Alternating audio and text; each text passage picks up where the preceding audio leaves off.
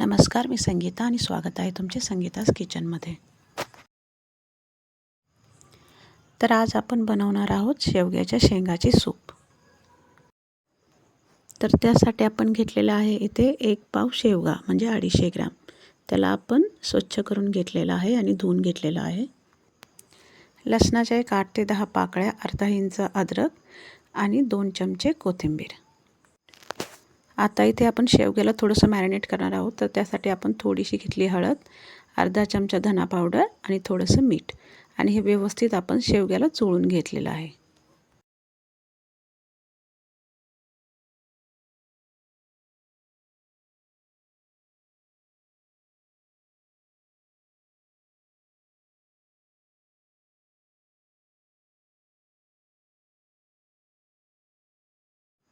आता आपण अद्रक, लसूण आणि कोथिंबीर यांची पाणी न वाटता एक पेस्ट तयार करून घ्यायची आहे.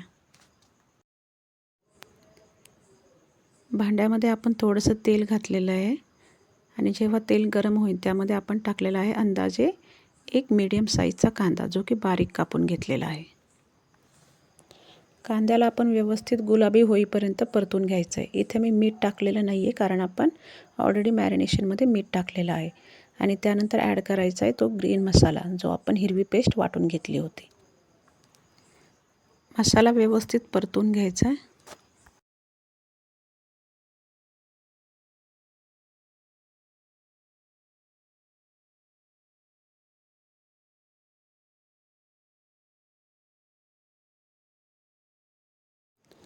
आता आपण याच्यामध्ये ॲड करणार आहोत जो मॅरिनेट करून ठेवलेला शेवगा होता तो.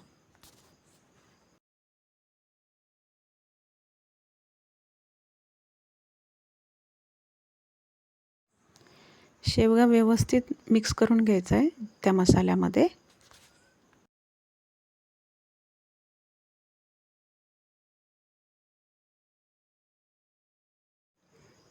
नंतर आपण त्यामध्ये टाकणार आहोत एक मीडियम साईजचा बारीक चिरलेला टोमॅटो.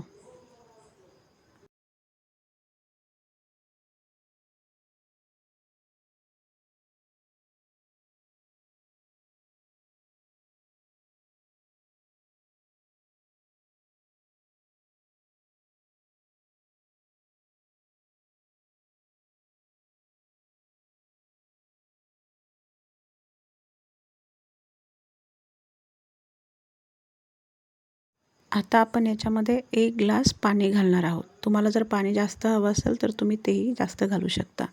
फक्त पाणी जे घालणार आहोत त्याला थोडंसं गरम करून घ्यायचं आहे.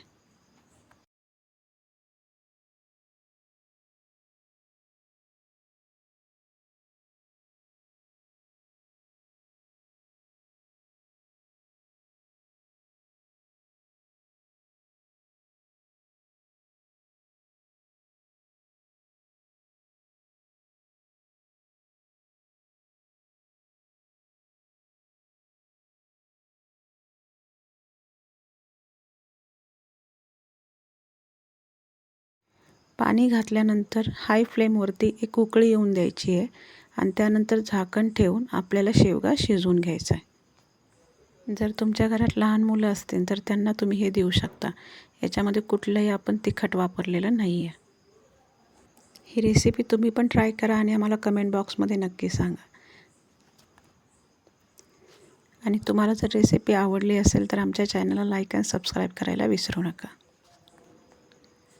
आणि वेळात वेळ काढून तुम्ही आमचा व्हिडिओ बघितला त्याबद्दल तुमचे आभार. धन्यवाद.